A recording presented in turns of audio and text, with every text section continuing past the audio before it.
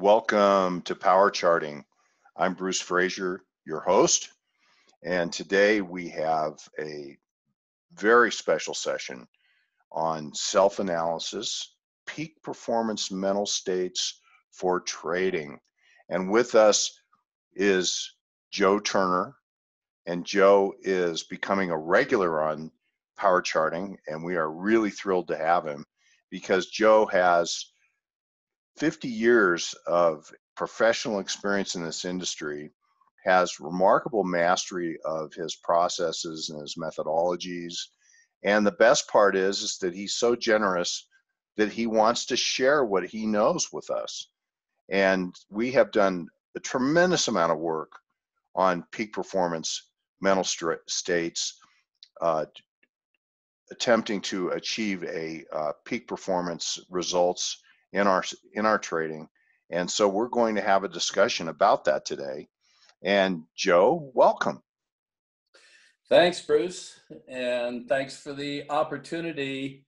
It's with 50 years of experience, that's like 50 years of making a lot of mistakes and false starts and so on. But I love to share the things that I and we have learned, over those years. And this whole concept of self-analysis is probably one of the most important foundations that an investor can have.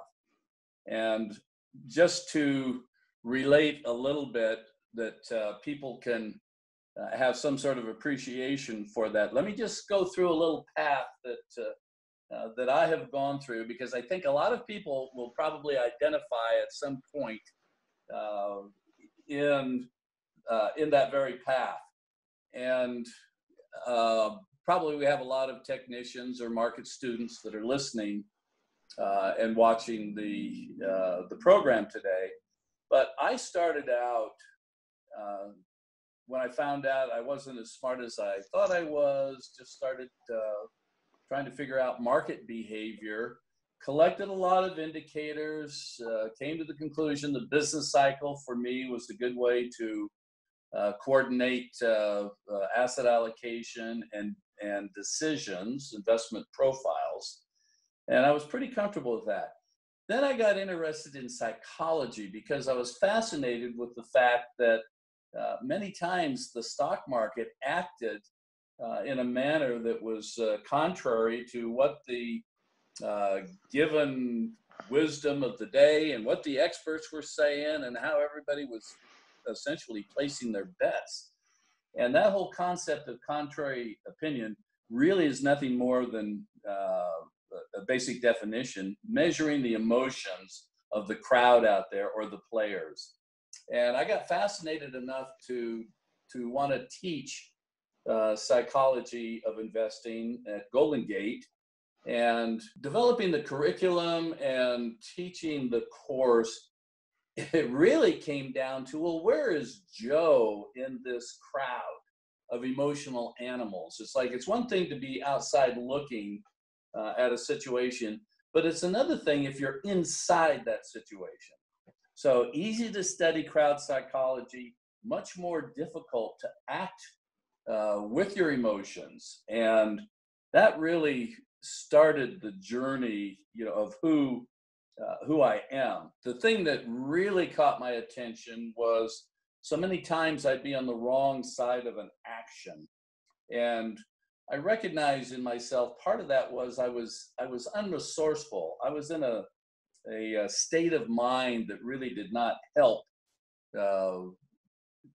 me make the proper decision.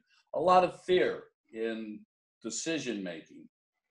And I had, normal, and everybody has this, fear of losing, the fear of being wrong, the fear of rejection, the fear of looking stupid, all the anger, the market went against me, all of these emotions. And it's like, wow, this is, none of this is helpful to good decision making. What I really wanted was a path to peak performance, a path to mastery in making decisions.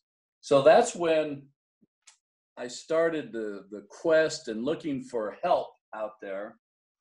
And fortunately, and you and I did this together, Bruce, in the mid 80s, was we hired a performance coach, a young psychologist just starting out. His name was Van Tharp down in Southern California. And you and I spent some time there, gave us some tools. I think the most important thing that Van gave to us was something that was not related to the market at all. It was more of a spiritual path, and that was the Course of Miracles.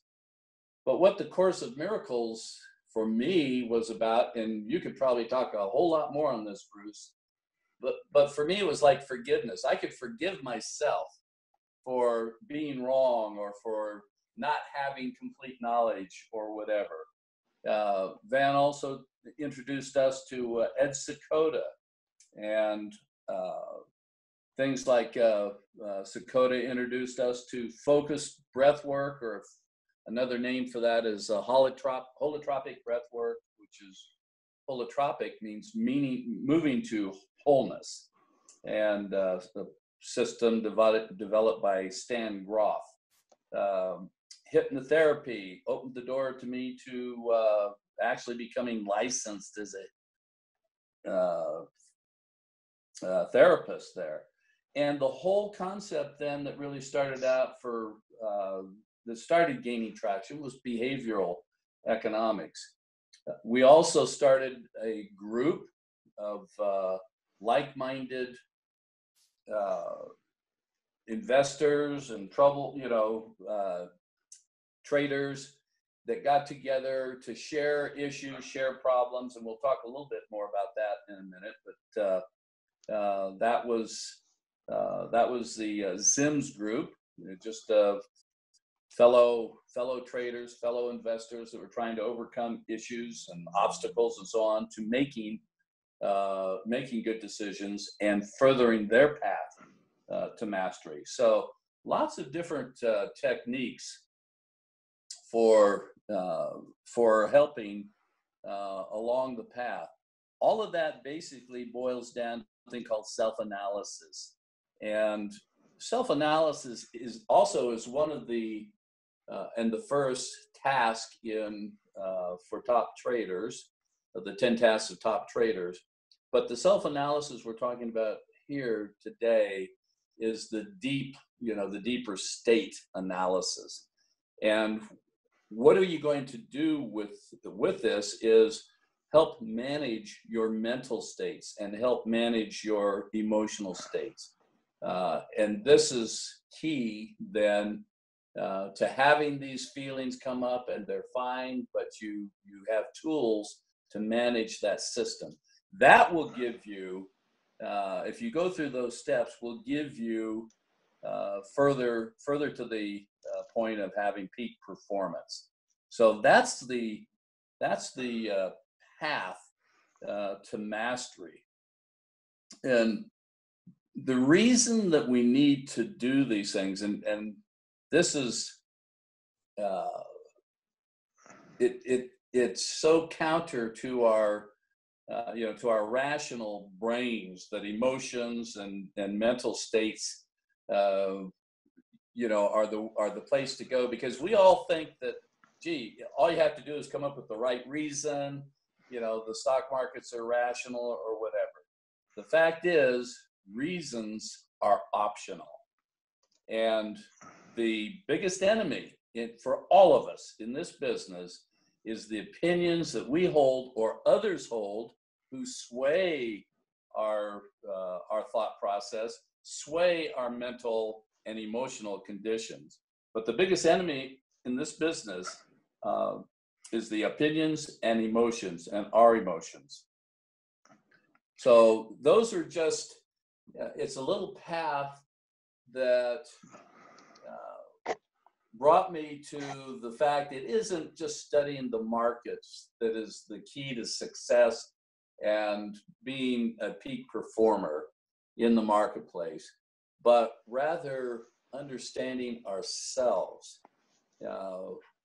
One of the concepts out there that might be hard for most of you to believe, but success in trading, success in investing is 40% risk control and 60% or thereabouts, 60% self-control. It's not about making money. If you manage risk and manage yourself, you will make money. Well, the thing about, say, for instance, reasons are optional. I don't know who that BF guy is, but the reasons for making trades are almost antithetical to good trading. So if I could, I said this like years ago. So I'm gonna argue with myself, and that is that we develop methodology, we develop decision-making systems that we act on, and the reason for acting on a methodology on a system is because we have confidence in it. We back tested it, we know how it works, and we act on it appropriately in a timely manner. And when we start to include reasons, say we argue with ourselves about what's going on out in the world, you know, it's like, oh, the yield curve's flattening or this or that's happening, and and then we say, oh, I'm not going to act on that. It can create problems in our trading. It's a step away from mastery, and we're going to talk a little bit more about that in a minute. Our biggest enemy in the business is opinions and emotions. Well, here's the problem, and this is a very subtle quote, is that we never can discard opinions and emotions in our lives. Emotions are very much a part of our makeup, and we make decisions in the markets not based on the charts or based on the indicators. We make our decisions based on our emotions about the indicators. So we reach a point where we feel good enough that, or we see the signal, we feel good, we act, or we see the signal, we feel bad, and we don't act, or we act to run away. And so emotions are always there, but what we need to do is train our emotions for successful decision making. And therein lies the rub, and this is what we're going to talk about. So go ahead, Joe. So I was just going to say, you're touching on behavioral decision making, and something that our friend Hank Prudent explained or brought out in his book.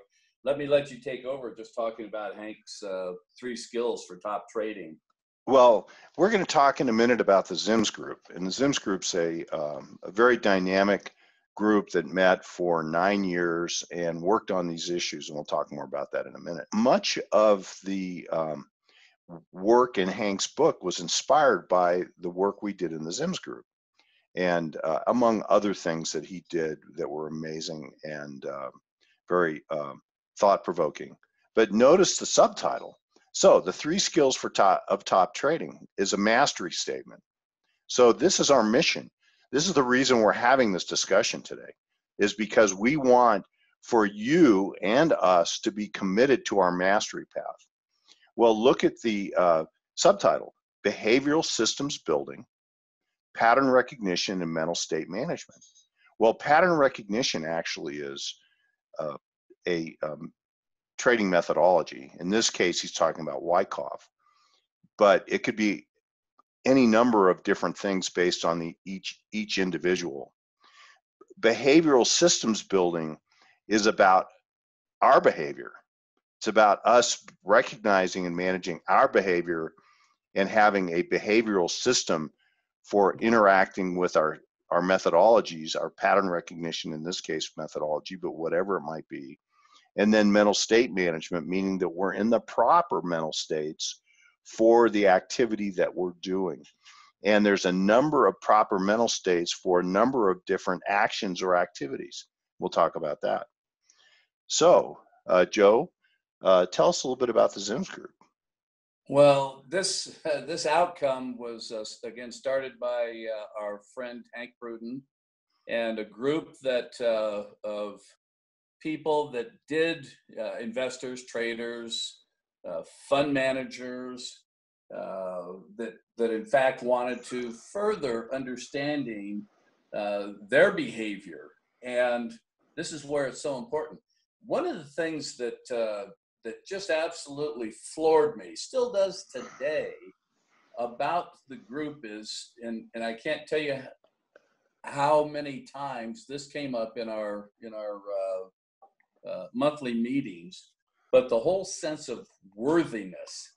And somebody would be talking about their problems of trading, and it really came down to trying to live up to some image that was developed in childhood, but where the whole thing about making it hard to trade, taking a profit or taking a loss, recognizing the loss, had to do with, am I worthy? And that was just a behavior that just really struck me incredibly. But and also it just showed that all of us have these issues. So it wasn't, and we're talking about people that were really out there to pursue the truth, to try to understand how to make better decisions. But our whole culture, our wiring system as human beings, so much of this is geared to, making it difficult for us to be successful. But the ZIMS group was just a fabulous learning platform for so many of the concepts. In fact, I think one of the concepts that Hank, working with Van Tharp, came up with were the whole issue of the 10 tasks of top traders from that group, if I'm not mistaken. That's correct, actually. And the other thing that we did in the ZIMS group, and we did this ongoing for 9 years, was that we hired NLP practitioners, neuro-linguistic programming practitioners, and that is all about helping us to program our mental states to be in the best possible mental state we can be in for the trading task that we're doing. And so we did, for instance, the first Market Wizards book came out early on in our 9-year ZIMS group program. And so we went in and identified the top tasks of the Market Wizards in their interviews. And we went through and we carefully studied all of the interviews and then parsed and looked for the evidence of the key things that they were doing that were very important to their mastery. And so this was something that was very, very helpful to us. One of the things that came out of it was this 10 tasks of top traders model by Van Tharp and Hank Pruden. And so what we're basically going to focus on today in the time that we have left is self-analysis. Here it's daily self-analysis. Joe, tell us a little bit about that. Well, just quickly how we applied these tasks to some of the top traders in the world, which are who the Market Wizards are, but just finding out how they would, for example, go through their self-analysis and how they would then create, and mental rehearsals, but they would create systems or methods to manage their mental states. And they did this by understanding where they were, what their emotional state was, and how to manage that properly. That was other techniques that came out of self-analysis has to do with the parts. How many times have you heard, or you have done yourself, said, well, there's part of me that wants to do this, there's part of me that wants to take a profit because I can't stand it, but another part of me says, let the trend go. We learned to listen to those voices, if you would, and those different parts, and negotiate those. I think Hank had the best example of different parts of Hank which was the banker, the conservative one, and then the gambler. And he just learned and taught the rest of us how to negotiate and how to have these different parts talk to each other so that one's not destructive or angry or upset that their voice wasn't being heard. But parts, visualization, we learned how to take the pressure or the stress from decision making. I think we had one woman trader who used comic characters. I think it was whatever the Calvin Hobbes or whatever, but applying that to, if you could imagine developing a low risk idea, stalking, whatever the task at hand was, and how they handled that. We had somebody else develop songs and lines from or lyrics from different songs to apply to the different actions. Can you imagine how easily it would be to take profits or to abort when you're listening to Kenny Rogers singing, there's a time to walk away, there's a time to play, a time to walk away. So so you found out you weren't alone, that you, in fact, whatever emotion popped up, you could have some sort of mental strategy that could help with that decision, or with that whatever mental state was required for that particular task. So the self-analysis part is so critical to success and getting on the path to mastery. It's probably the biggest, most foundational issue that we all have. It's just understanding our emotional, our mental states, and then having techniques or tools. And that's all that came out of the Zims group were just wonderful methodologies to do that. So each of these 10 tasks has a unique mental state that goes with it, and that it was argued that each of these tasks is part of a mastery trader's trading system. Now, there may be other things that are involved, but that each one of these requires, because they're all actionable in different ways, but each one of them requires a different mental state, a different proper mental state to be able to be in that space.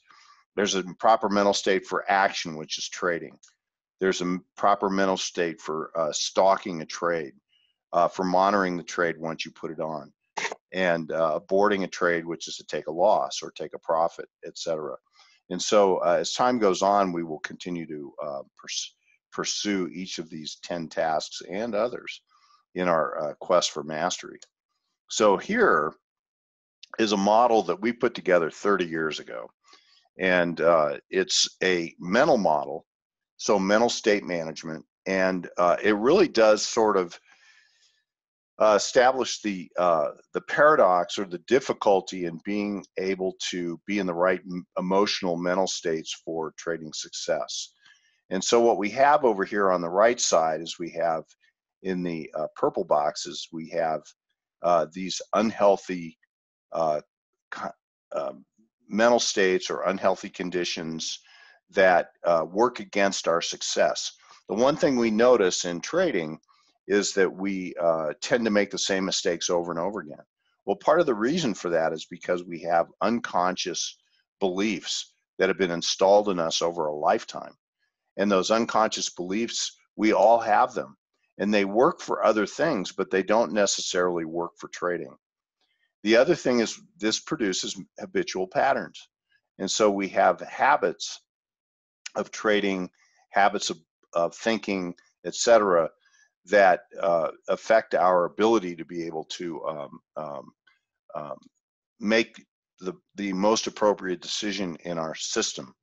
And then finally, we have the external, which is, the external is like having indicators. The indicators in the market, we have all these indicators, which are actually external to our mental state management, which is the most important thing. And we discovered with the market wizards was that market wizards would have major failures in their trading. and they would reinvent themselves and be remarkably successful. Start. Okay, so you can see in the center here that we have me, the trader. We have the signal which comes from our system, our trading system. We either choose to take the signal or reject the signal. So when we reject the signal, we're actually acting incongruently with our designed trading system. But either way, we either take the signal or reject the signal, we're still going to get an outcome. Both of these are decisions. One's a constructive decision, one's not. The other thing that's a paradox here is that we have these habitual patterns, unconscious beliefs, which means that they're largely invisible to us.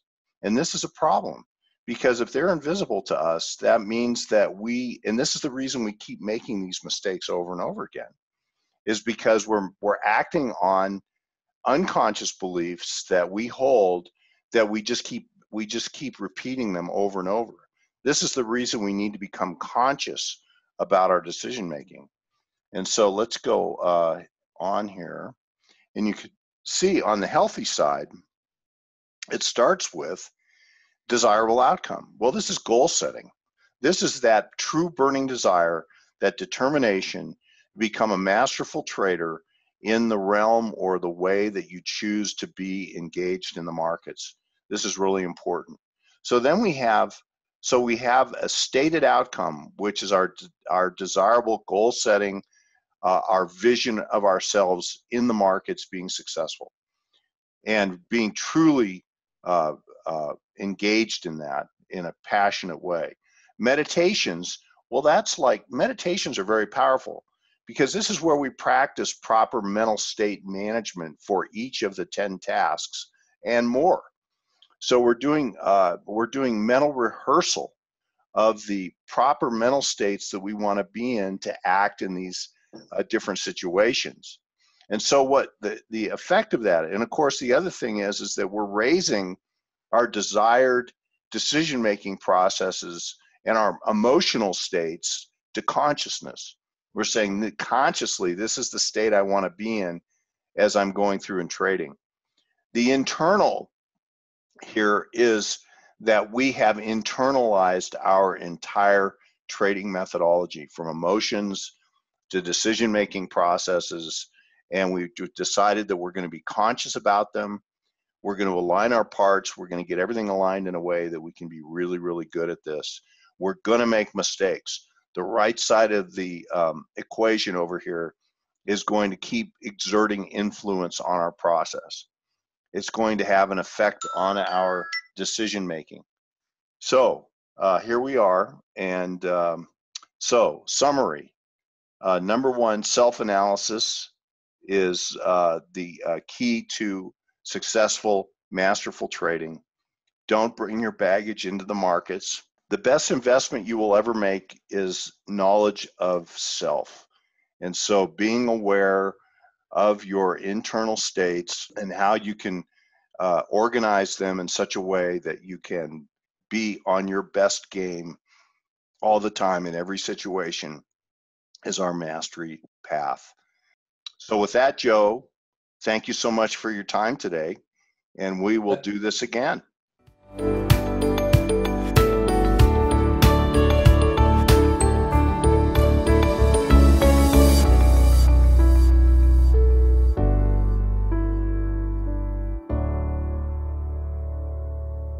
Join us April 1st to April 5th to celebrate our 20th anniversary here at StockCharts.com with special guests Arthur Hill, Greg Morris, Gaddis Rose, Martin Pring, and John Murphy.